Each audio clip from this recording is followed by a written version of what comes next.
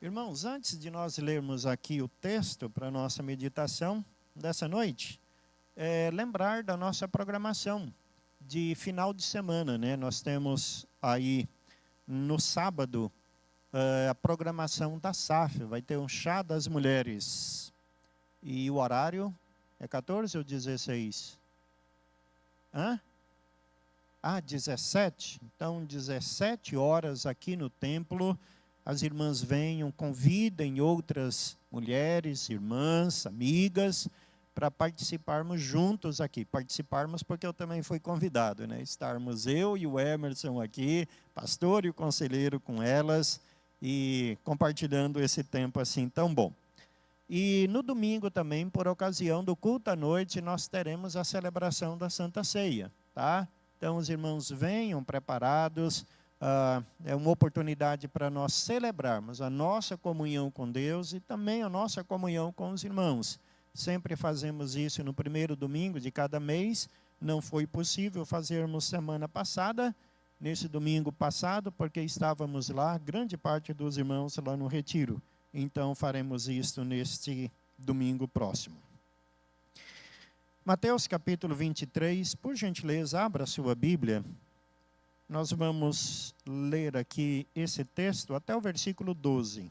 Evangelho de Mateus, capítulo 23, versículos 1 a 12. Faremos a leitura alternada para nossa meditação. Nos dois estudos anteriores, nós estivemos meditando com os irmãos e compartilhando o texto de Marcos, capítulo 7, onde Jesus tem aquele embate com os escribas e fariseus, e onde Jesus trata aquela questão das tradições que geram o tradicionalismo. Mas a zanga de Jesus em relação aos discípulos tinha muito mais a ver com o comportamento errado que eles tinham. De alguma forma também era fruto das crenças erradas.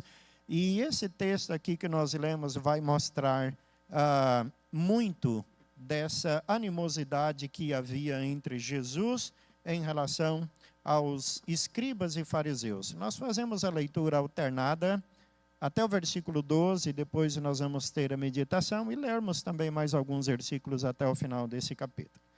Leitura alternada nos diz assim: Então falou Jesus às multidões e aos seus discípulos, os irmãos.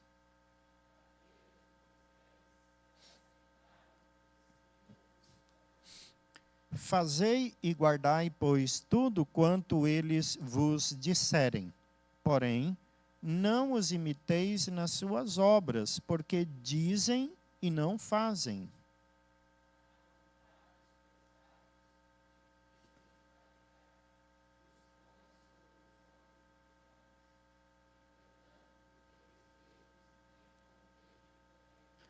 Praticam, porém, todas as suas obras com o fim de serem vistos dos homens, pois alargam os seus filactérios e alongam as suas franjas.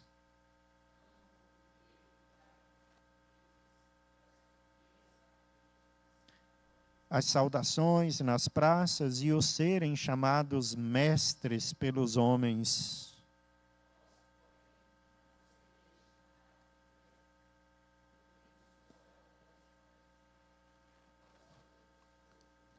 A ninguém sobre a terra chameis vosso Pai, porque só um é vosso Pai, aquele que está nos céus.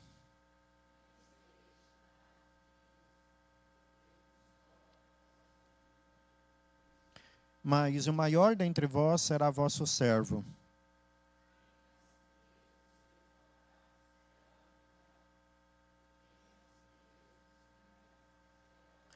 Amém. Meus amados irmãos, várias vezes os evangelistas, cada um deles faz questão de registrar os diálogos que havia naqueles encontros de Jesus com os escribas ou com os fariseus. Eram diálogos assim realmente tensos, aqueles encontros eram bastante tensos, porque ao mesmo tempo que Jesus reprovava a vida, o comportamento deles, eles também olhavam para Jesus com um olhar de descrença, e o objetivo deles era ver as atitudes de Jesus, ouvir os seus ensinos, justamente para ter de que o acusar. Mas esse texto aqui é bastante interessante, meus irmãos, porque é uma das primeiras vezes que a situação se inverte. É natural a gente olhar esses relatos que os evangelistas fazem desses encontros, e é sempre os fariseus lançando alguma acusação sobre Jesus, e Jesus então se defendendo, na verdade, mostrando o erro daquilo que os fariseus falavam e faziam. É assim que nós estudamos o texto anterior lá de Marcos capítulo 7, quando Jesus fala sobre o tradicionalismo vazio. Mas esse texto aqui eu digo que é interessante porque é o contrário. Não é Jesus respondendo aos fariseus. Jesus não está esclarecendo alguma coisa do seu ministério e, em virtude disso, mostrando as contradições dos fariseus.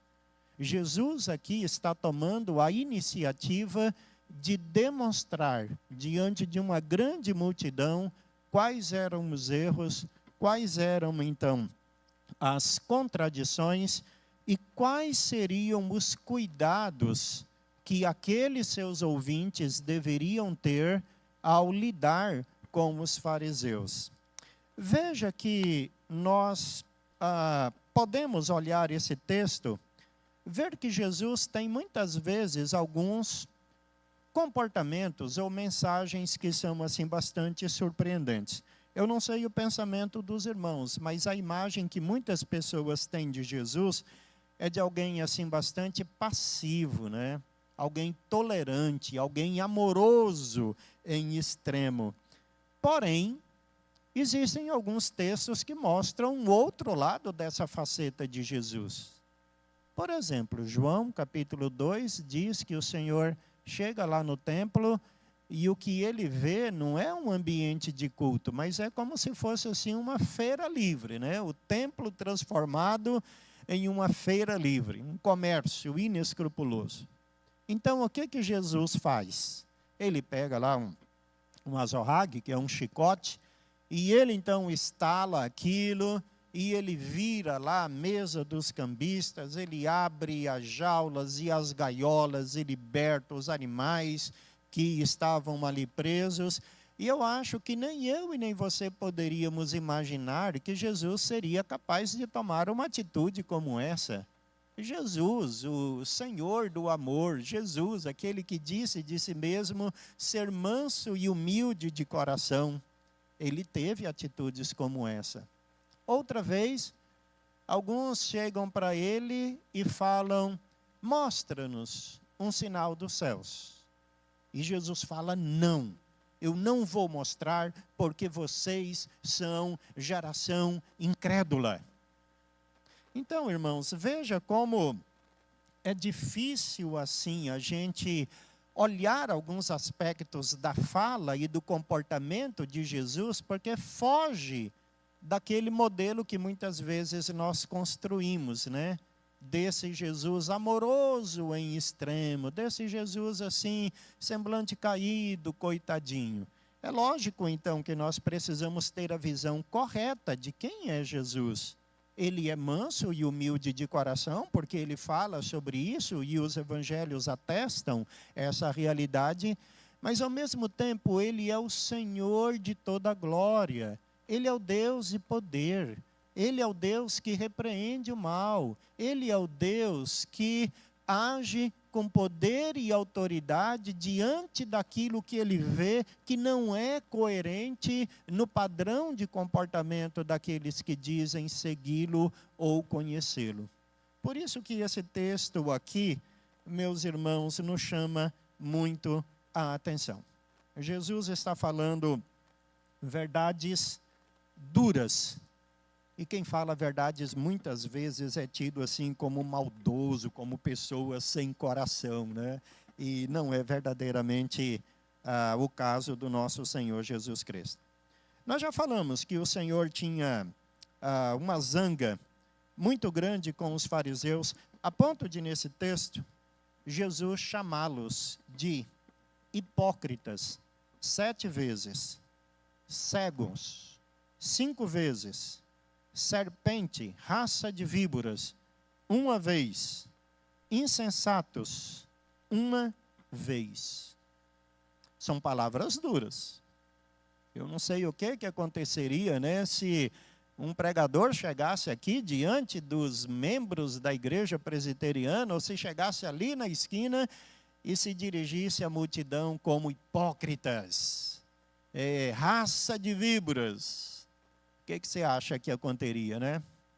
Se fosse assim, aquele tipo pastor Malafaia, Paulo Júnior, até que todo mundo compreenderia, né? Porque eles são bastante duros assim na abordagem deles, mas não é uma pregação normal que nós vemos ou ouvimos na vida daqueles que se preocupam em manifestar a riqueza, a grandeza e a clareza da palavra de Deus. Então, por que Jesus se dirige aos escribas e fariseus de uma maneira tão dura, usando assim palavras que até mesmo hoje nós teríamos dificuldades em pronunciar? Os irmãos poderiam falar aí muitas coisas, poderiam dar muitas razões, mas a principal razão que Jesus tinha para trazer um discurso tão duro e tão grande como esse é o fato de Jesus não suportar a iniquidade unida ao ajuntamento solene. Ou, em outras palavras, o Senhor Jesus não suportar o comportamento daquelas pessoas que usam a religiosidade como capa, como máscara para encobrir os seus maus procedimentos. É coisa que o Senhor Jesus Cristo não suporta, não tolera. Vemos, por exemplo, o que Jesus nos diz aqui no versículo 3. Acompanhe a leitura. Jesus diz bem assim: fazei e guardai, pois, tudo quanto eles vos disserem. Porém, não os imiteis nas suas obras, porque dizem e não fazem. Irmãos, veja que aqui são 2 coisas que o Senhor Jesus está dizendo, se referindo a eles. Qual é a primeira? Jesus diz, eles, fazei e guardai, pois, tudo quanto eles vos disserem. É o que Jesus está falando.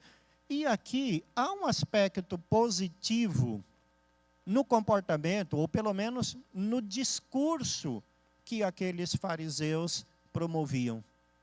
É que muitas vezes, mesmo estando com a vida em pecado, eles eram capazes de trazer um discurso correto, um discurso bíblico. Então, qual é a exortação que Jesus Cristo faz aqui para os seus ouvintes? Ouça o que eles dizem, ouça o ensino que eles estão trazendo. Isso aqui é muito importante para nós, irmãos, porque eu sei que muitas vezes nós acabamos desprezando tudo aquilo que um pecador fala quando o seu pecado é revelado. A gente usa assim aquela expressão, né, jogar a banheira, a água da banheira com o bebê junto, tudo fora, né? Existem muitas situações que acontecem quando vemos aí um líder religioso, especialmente um pastor, né, que está acostumado com o ensino, e ele traz assim mensagens de edificação para a vida da igreja, mas um dia alguém descobre que já por muito tempo ele está vivendo em pecado. Pense um pouquinho, qual é o primeiro pensamento da igreja?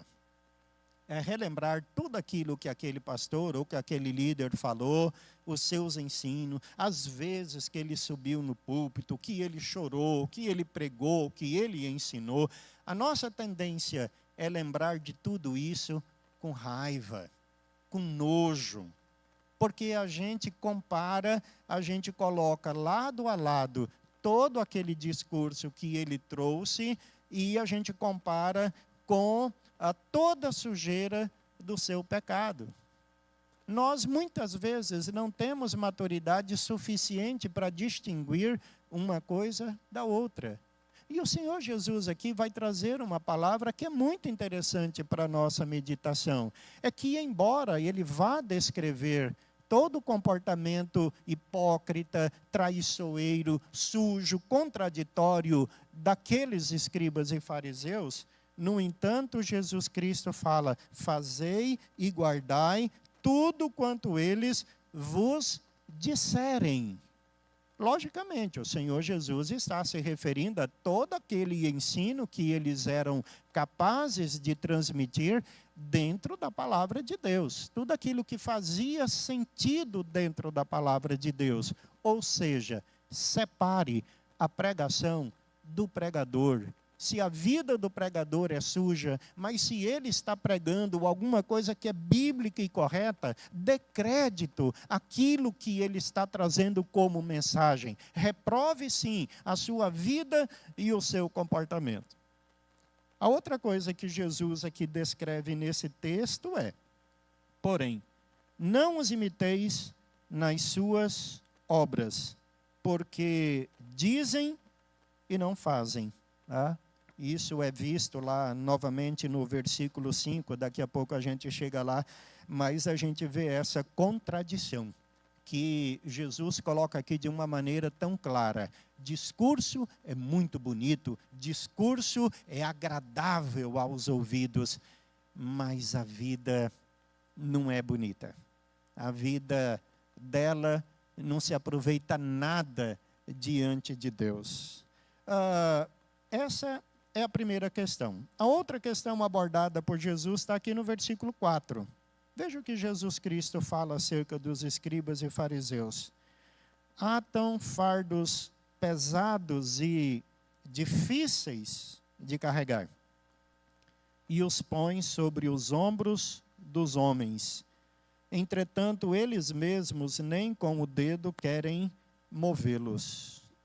Jesus aqui está falando sobre o legalismo, né? Jesus fala aqui sobre o peso que muitas vezes a religião coloca sobre os ombros e a vida dos seus membros.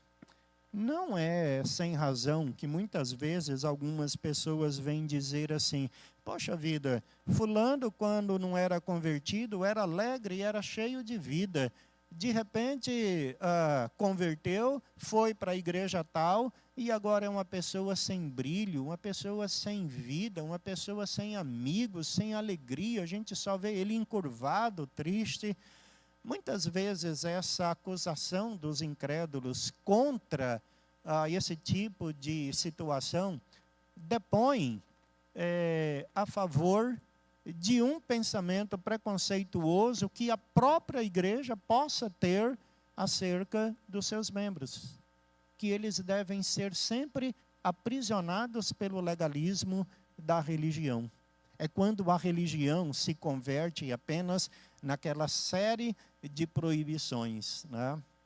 Pessoas que não entendem a beleza do evangelho enxergam a religião cristã apenas como aquela famosa série de nãos.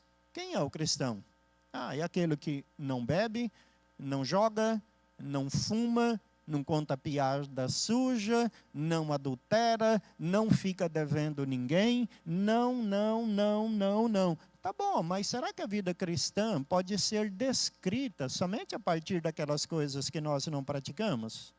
Será que do lado positivo nós não poderíamos também mostrar a alegria da vida com Deus? Ou seja, se nós somos conhecidos nessa cidade apenas como aqueles que não fazem tal coisa, mas não como aqueles que fazem determinadas coisas, alegres e positivas, seja bendito, então o nosso cristianismo, a nossa cristandade, a nossa religião, sem dúvida, sofre de algum problema.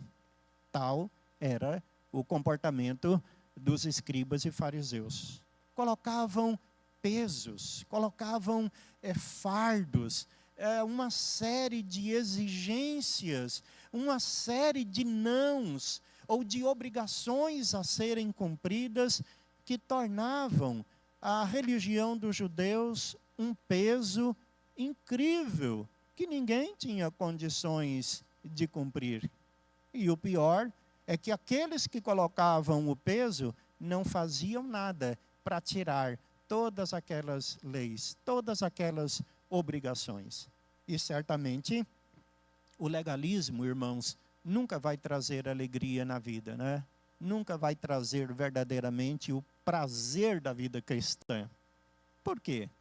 Porque o prazer na vida cristã existe no relacionamento com Deus, na vida de santidade e obediência diante de Deus, naquele nível de relacionamento onde o adorador compreende que ele rejeita certos tipos ou padrões de comportamento, não por imposição, não porque alguém vigia, não porque alguém está de olho, mas simplesmente por amor a Deus. A alegria de viver com Deus é muito maior do que aquela alegria tão pequena que é encontrada nos pecados e nos prazeres deste mundo.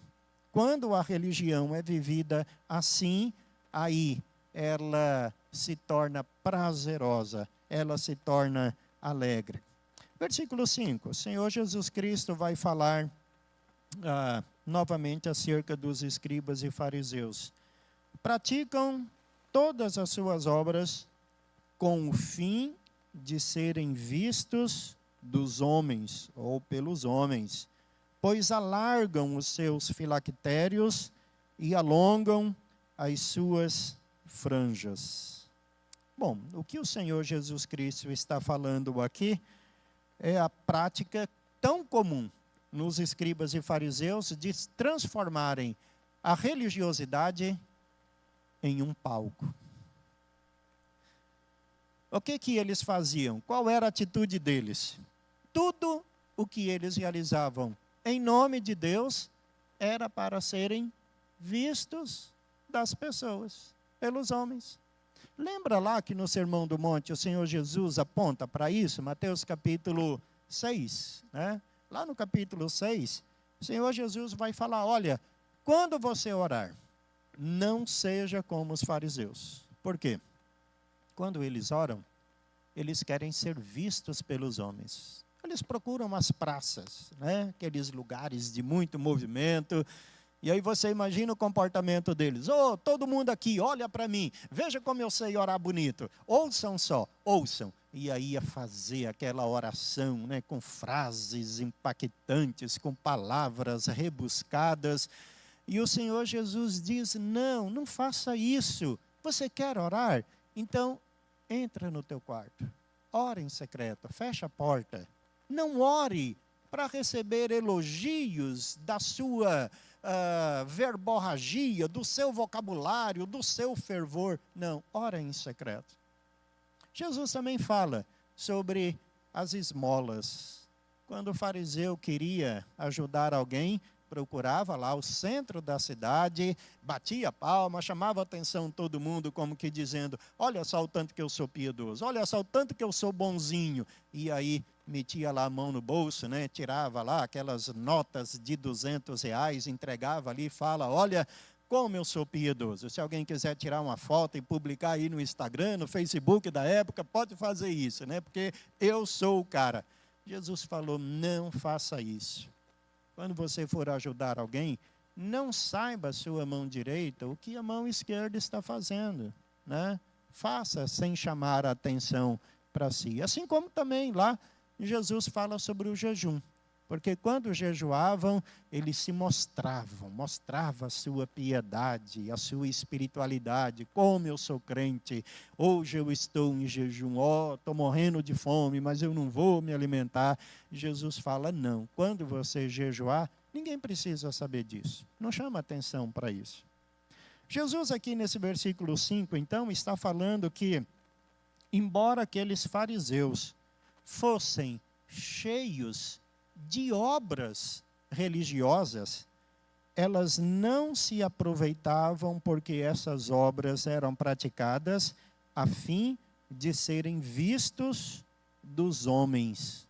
E Jesus aqui complementa essa frase descrita no versículo 5, falando sobre filactérios e franjas, né?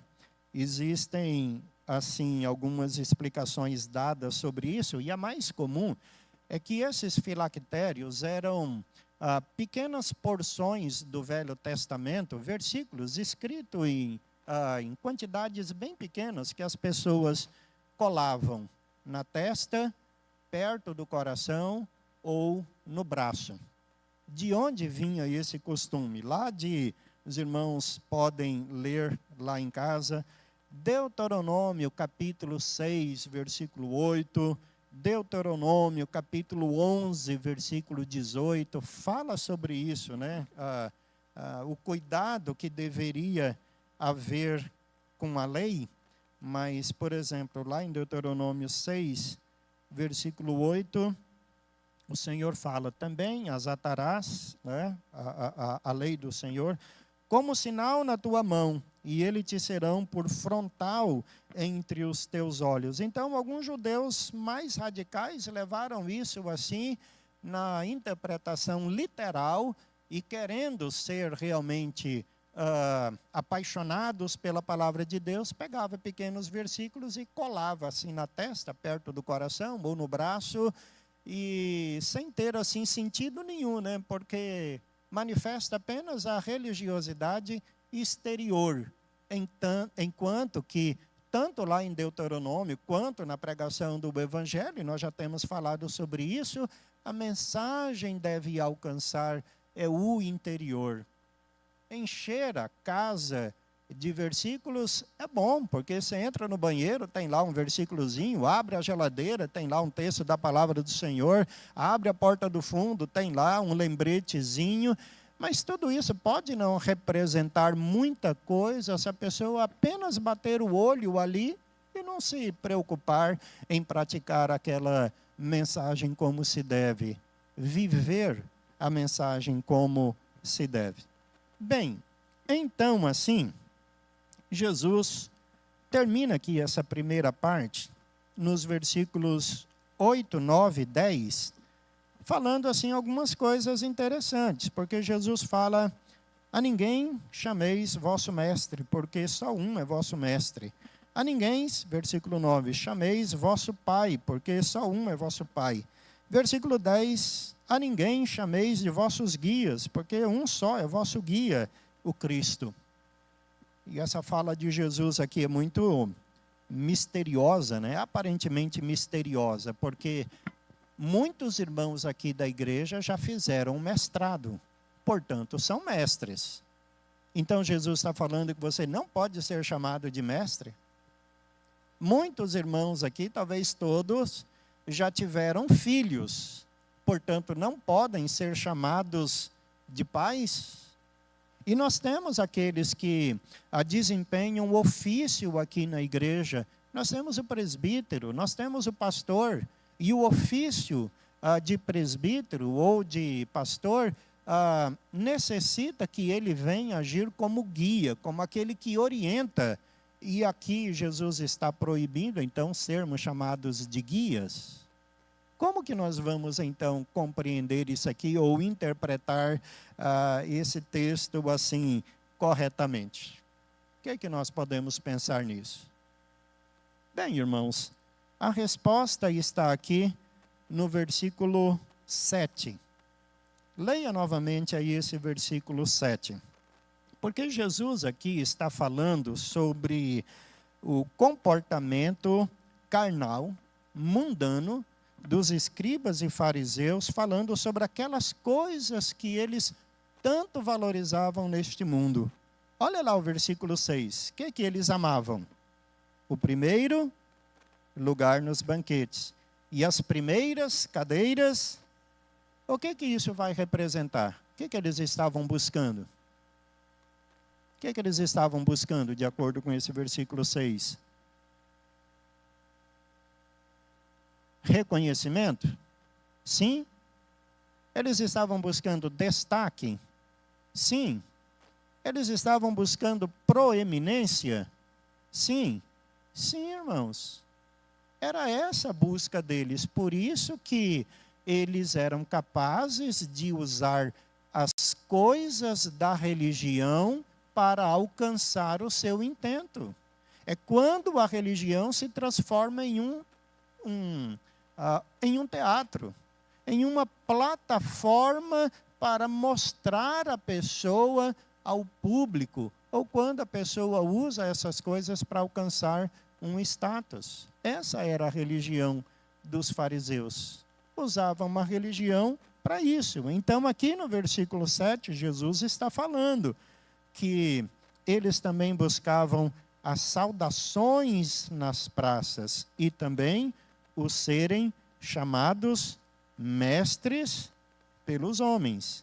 Então, aqui, o que o Senhor Jesus Cristo está proibindo não é o fato de nós sermos chamados de pais, de mestres ou de guia. Mestre no sentido de ser aquele que ensina, ou aquele que tem um certo conhecimento ou com a condição para ensinar. O problema é o fato dos fariseus terem sede de poder, de autoridade, de reconhecimento, de buscarem proeminência e destaque. O Senhor Jesus Cristo está ensinando aqui o contrário. Não busque essas coisas. Busque o conhecimento, sim, mas não busque tão somente o título. Não adianta estudar tanto, né, como talvez algumas pessoas podem fazer. Estuda um mestrado, faz um doutorado, não com a profissão de melhorar o seu desempenho profissional, mas simplesmente para ter o diploma e apresentar para os amigos. Às vezes as pessoas querem o diploma, ou o status que o diploma vai conceder, mas não necessariamente o conhecimento ou o serviço.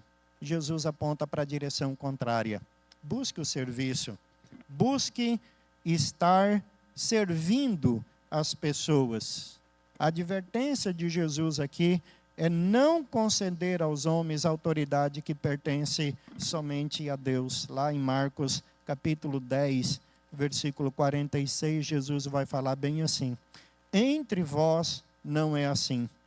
Falando sobre aqueles que procuram os primeiros lugares. Pelo contrário, quem quiser tornar-se grande entre vós, esse será o que vos sirva. Jesus, então, inverte aí a categoria de status no reino dos céus. É diferente da categoria que este mundo vive, prega e pratica. O maior é aquele que tem mais proeminência, aquele que tem mais qualificações. Jesus fala, não, o maior é aquele que serve. É aquele que se torna como uma criança. O comportamento oposto daquilo que o Senhor Jesus Cristo está denunciando aqui nos fariseus.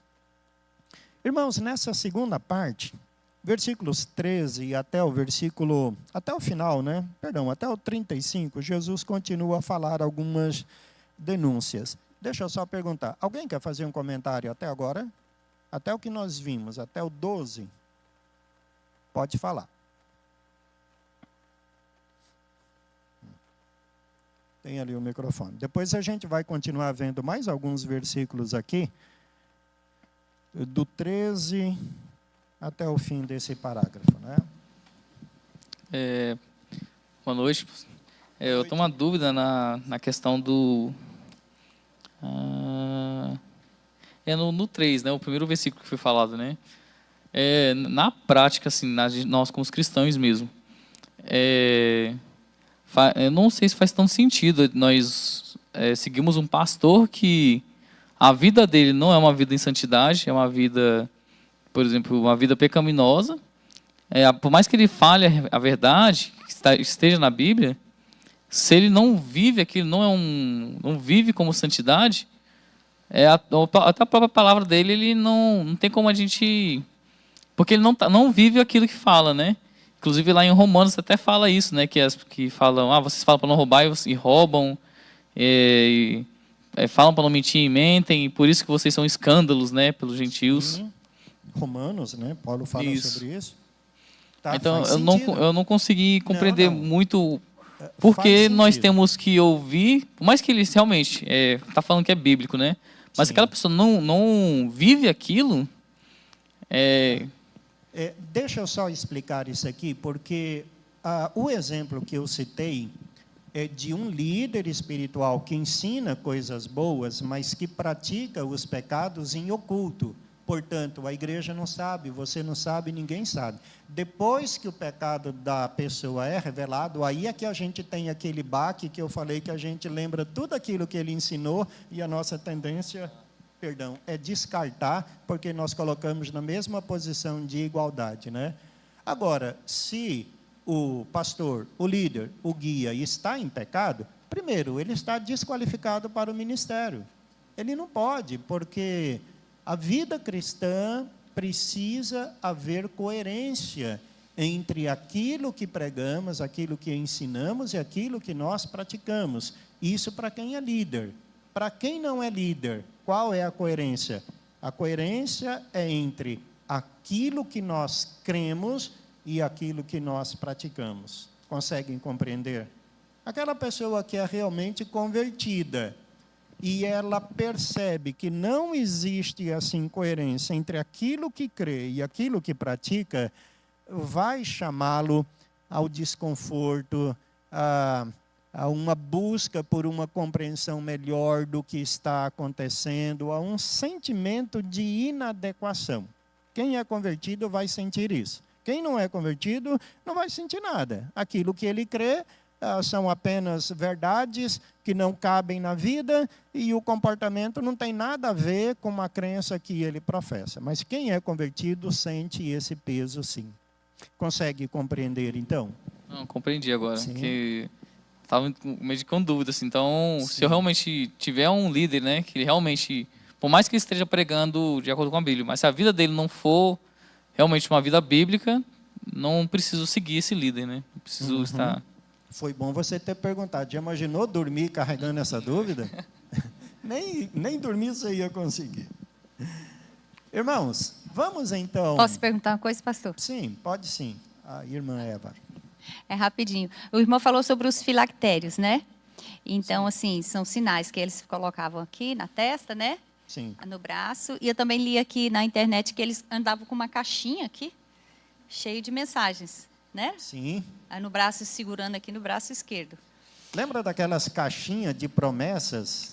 Quando a gente era jovem, tinha muito disso, né? Pegava lá uns versículozinhos, dava para pregar no corpo todo, né? Isso. Eu E aí, tenho aqui ele também mencionou sobre as franjas. O senhor pode Sim. esclarecer para a gente? Eu li aqui na internet, mas talvez Não, o senhor né? tenha uma forma melhor Sim. de dizer. Boa. Essas franjas aqui podem representar sinal de humildade, na verdade, falsa humildade, né? No Velho Testamento existia a prática de pessoa rasgar as vestes, jogar cinza sobre a cabeça para demonstrar arrependimento ou tristeza. Era assim que os antigos demonstravam a sua tristeza, seu arrependimento. Esse alargar as franjas pode ter relação a isso. Quando a pessoa assim fica lamentando e puxando o cabelo assim para frente, eu não vou fazer isso porque vai desmanchar o meu penteado, né? Mas dá para você entender, né? Quando a pessoa está se lamentando, por que eu fiz isso? Acaba ficando todo descabelado, né? Pode ser a referência a isso aqui. Alguns comentaristas dizem isso, tá? Sim, irmã. Só voltando lá no que Vitor falou, Sim, que talvez 3, seja né? o ponto nodal da questão, o líder, né, que a gente não sabe o que ele está fazendo em oculto e ele está pregando a palavra. Ok, depois que a gente sabe, fica mais fácil, né, de fazer a distinção. Mas, nesse momento, o que ele está falando da palavra aí, ela deixa de ser errônea, ela não é mais verídica? Nunca. Então, era nunca. isso. Exatamente. Tiago, capítulo 3, versículo 1, ele fala uma coisa extraordinária, Eva. Não queira muitos de vós serem líderes. Não queira. Poxa vida, a gente pensa que Tiago iria falar justamente o contrário. Olha, busca liderança, busca capacitação. Hoje tem tantas pessoas que falam sobre isso, né? Desenvolver, como é que é? O processo, né? E alcançar. E Tiago vai na direção contrária. E nós sabemos o porquê. Porque aquele que é líder, aquele que ensina, tem uma responsabilidade muito maior diante de Deus. De certa forma, Jesus vai falar sobre isso aqui nessa segunda parte. De certa forma, não. Jesus vai falar sobre isso aqui. Veja você que nessa segunda parte aqui, irmãos, Jesus endurece ainda mais o seu discurso. Além de chamá-los de hipócritas, cegos, insensatos, raça de víboras, Jesus usa muitos ai. Veja que o versículo 13 até o versículo 16, todo o versículo começa com ai. Versículo 23 até o 29, vários versículos também começam com ai. Ai de vós, escribas e fariseus. Por que isso? Essa expressão é usada em toda a Bíblia para descrever assim sentenças de julgamento e desaprovação divina. Por exemplo, a gente vê lá em Isaías, né? Isaías capítulo 5, quando a mensagem é dirigida aos perversos, aos iníquos. Ai dos pecadores que se embriagam, ai daqueles que mudam os marcos, ai daqueles que decretam leis injustas, né? Outro texto fala sobre isso. Até o Apocalipse, né, fala sobre isso. Ai daqueles que estiverem ali vivos. Aqui em Mateus capítulo 24, quando Jesus fala sobre a destruição de Jerusalém. Ai das que estiverem grávidas. Então, assim, é uma expressão bastante solene, mas ao mesmo tempo bastante grave, que mostra o julgamento de Deus, a desaprovação de Deus em relação a algum padrão de comportamento ou crença que é mostrado em seguida. Vamos ver aqui algumas dessas questões e vendo rapidamente para não estendermos muito. Versículo 13, vamos ler juntos? Ai de vós, escribas e fariseus, hipócritas, por quê? Fechais o reino dos céus diante dos homens, pois vós não entrais, nem deixais entrar os que estão entrando. Aqui, a reprovação de Deus se dá pelo fato deles criarem empecilhos, criarem embaraços. A ideia é mostrar que o comportamento daqueles escribas e fariseus é o comportamento típico de um iníquo que não vê com alegria o arrependimento do pecador. Eles se colocam ali na porta da entrada para a comunhão com Deus e nem eles entram, como também não deixam os outros entrar.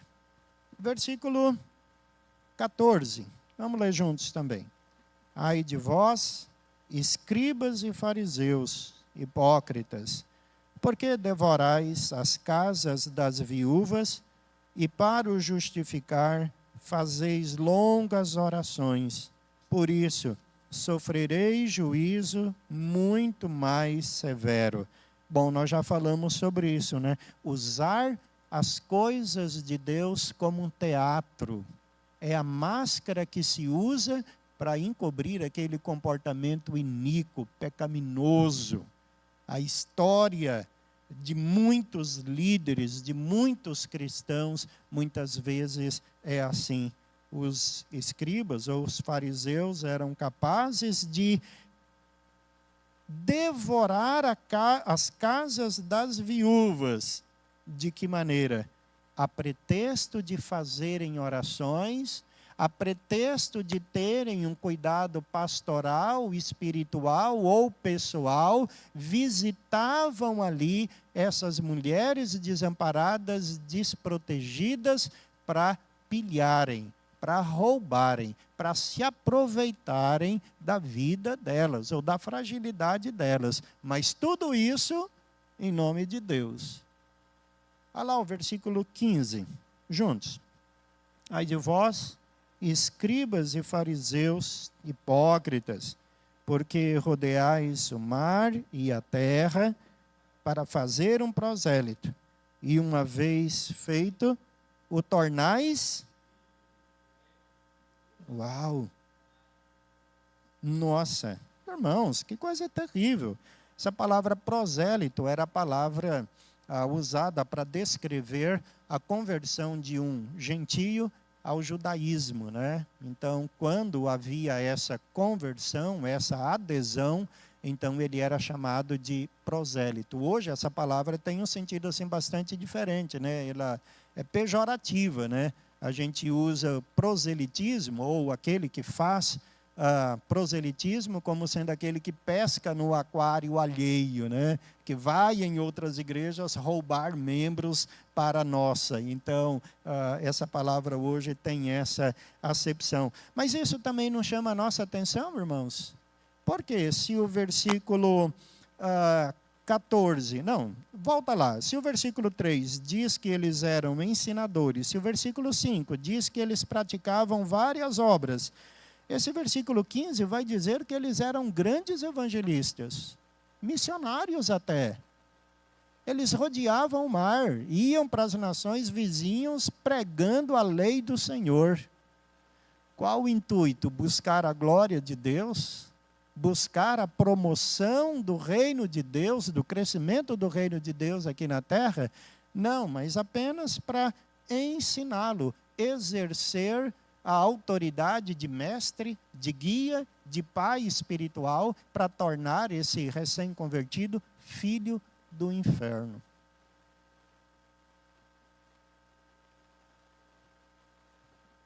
Deixa o microfone chegar aí, porque aí quem está em casa também ouve, tá? Isso, está levando aí para você.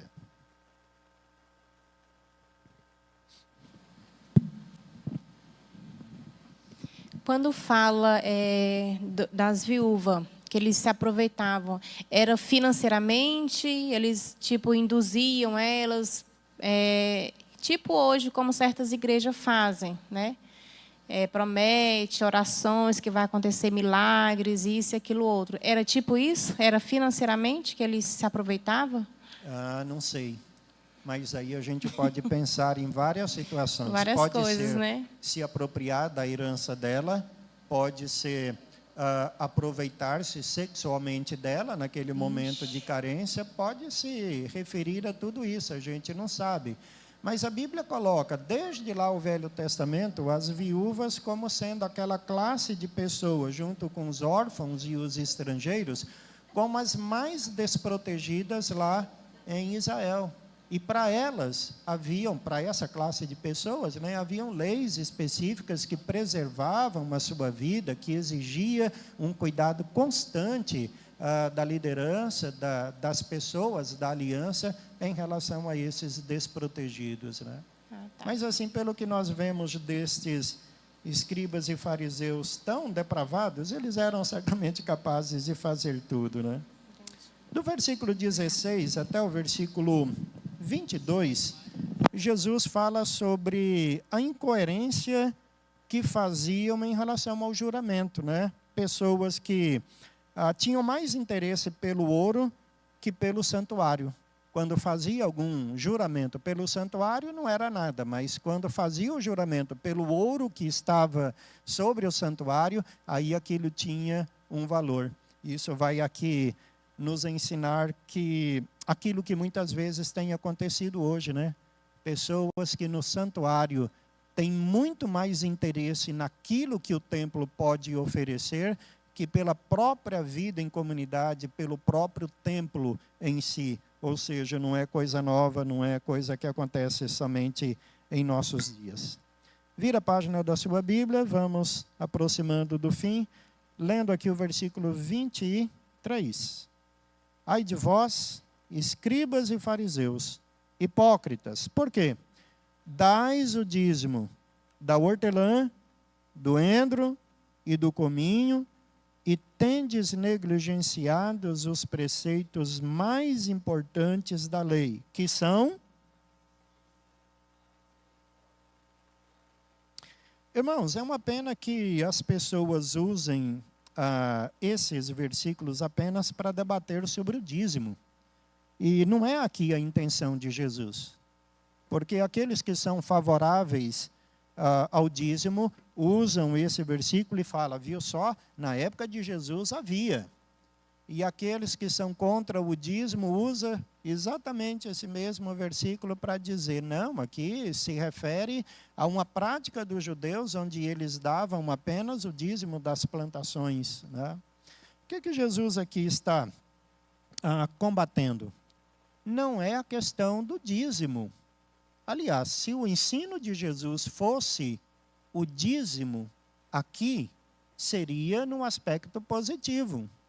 Porque os escribas e fariseus, além de serem missionários, além de serem pregadores, além de praticarem boas obras, eram também dizimistas. Então, eles seriam um modelo para nós. Mas a questão aqui é que eles tinham esse cuidado escrupuloso pelas questões do dízimo nas coisas mais simples, não apenas sobre a sua renda, mas também sobre o hortelão, o tomatinho, a verdurinha que eles colhiam ali na horta. Mas, apesar disso, eles negligenciavam as coisas mais importantes da palavra de Deus. A crítica de Jesus era esta. Eram dizimistas, criteriosos na hora de separar o dízimo. Mas nas coisas importantes da palavra de Deus, que são a justiça, a misericórdia e a fé, eles eram totalmente irresponsáveis. Uma prova disso é que eles diziam praticar a lei, ensinar a lei, mas ao mesmo tempo queriam matar Jesus. Diversos textos falam isso. Então não é uma incoerência? Se preocupam com coisas pequenininhas, folhinhas de plantas serem consagradas ao Senhor como expressão do dízimo e, no entanto, querem matar aquele que é o autor e doador da vida, querem matar o Senhor Jesus.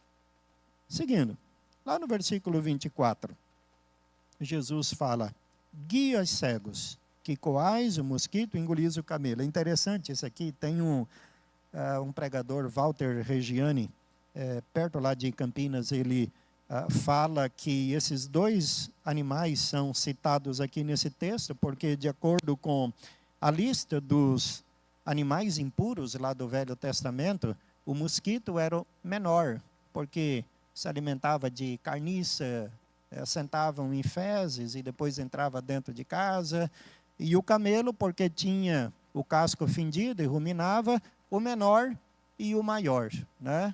Então, assim, eles tinham esse cuidado com a lei, mas não se preocupavam com o Evangelho do Senhor Jesus Cristo. Para finalizar, lá nos versículos 25 até o versículo 28, Jesus fala, né, sobre a preocupação que eles tinham em edificar os sepulcros dos profetas, a ponto de adornar os túmulos dos justos. Um costume que hoje muitas pessoas têm de enfeitar túmulos, né? Leva lá um ramalhete de flores, uma coroa de flores. Isso representa amor, carinho, boas lembranças em memória daquele que já se foi. E os fariseus também faziam isso. Mas Jesus chama a atenção aqui, porque a preocupação deles era apenas com as coisas externas. Eles se preocupavam em enfeitar o túmulo dos profetas que morreram por amor a Deus. No entanto, não tinham uma preocupação com os vivos, né? Jesus cita aqui o exemplo do copo e da sepultura. O copo que era limpo pelos fariseus apenas por fora. A sujeira de dentro continuava. Tem sentido isso? A vida deles é comparada a um sepulcro caiado. Sepulcro bonito, bem enfeitado por fora, mas dentro a gente sabe que o que tem ali é apenas podridão, né? A preocupação que eles tinham com os mortos e com os vivos, apenas o chicote. Irmãos, eu quero terminar aqui esse texto e eu quero pensar com muita seriedade, meus irmãos, em uma conclusão aqui com os irmãos. O motivo deste ensino aqui, dessas palavras tão duras de Jesus, é nos ensinar duas coisas. Primeiro, conforme nós falamos, deve haver coerência em nós. Aquilo que pregamos ou aquilo que nós cremos deve estar alinhado com aquilo que nós praticamos. Lembra daquilo que mais tarde o apóstolo Tiago iria ensinar? Lá no capítulo 2, versículo 12, ele diz assim: falai de tal maneira e de tal maneira procedei. Veja como é diferente daquela filosofia que as pessoas hoje têm de faça o que eu falo, mas não faça o que eu faço. A Bíblia não permite isso. Fale, mas proceda da mesma maneira. A segunda conclusão, que é uma direção para nós também, é nós olharmos o nosso coração. Qual é a nossa motivação, irmãos, ao praticarmos as obras cristãs? Quais são as nossas motivações? A dos fariseus aqui está bem clara: serem vistos pelos homens, dar esmola para ganhar elogios, fazer longas orações para serem admirados, jejuarem e mostrar a sua piedade para receberem aí a aprovação humana. Mas a nossa motivação, qual é? Por que nós cantamos? Por que nós ensinamos, pregamos, aceitamos cargos na igreja? Por que nós damos o dízimo? Por que nós visitamos a casa dos irmãos a fim de orar por elas? O que nos move aqui dentro, irmãos, a agirmos do jeito que nós agimos?